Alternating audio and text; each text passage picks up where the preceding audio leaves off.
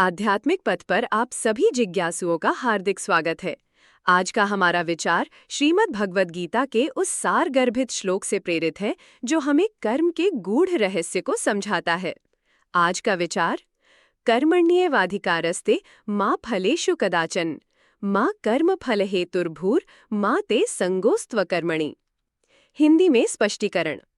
प्रिय आत्मन, यह श्लोक हमें सिखाता है कि जीवन में हमारा अधिकार केवल कर्म करने पर है, उसके फल पर कभी नहीं।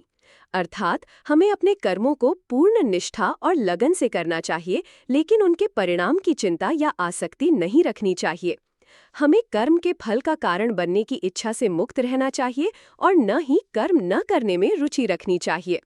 यह हमें अनासक्ति योग की शिक्षा देता है। जब हम फल की इच्छा से मुक्त होकर कर्म करते हैं तो हमारे भीतर शांति और संतोष का वास होता है।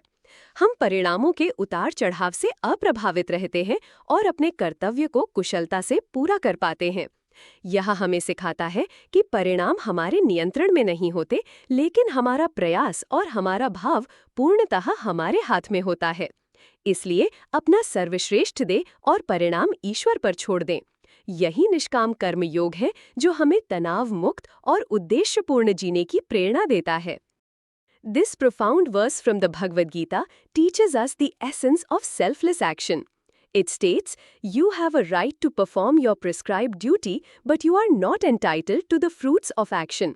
Never consider yourself the cause of the results of your activities and never be attached to not doing your duty. In simple terms, this means that our control lies solely in the effort we put into our actions, not in the outcomes they produce. When we dedicate ourselves to our tasks with sincerity and diligence without attachment to success or failure, we free ourselves from anxiety and disappointment. It encourages us to do our very best in every endeavor, understand that the results are not entirely in our hands, and then surrender them to a higher power. This path brings inner peace, contentment, and the true joy of purpose regardless of the external results.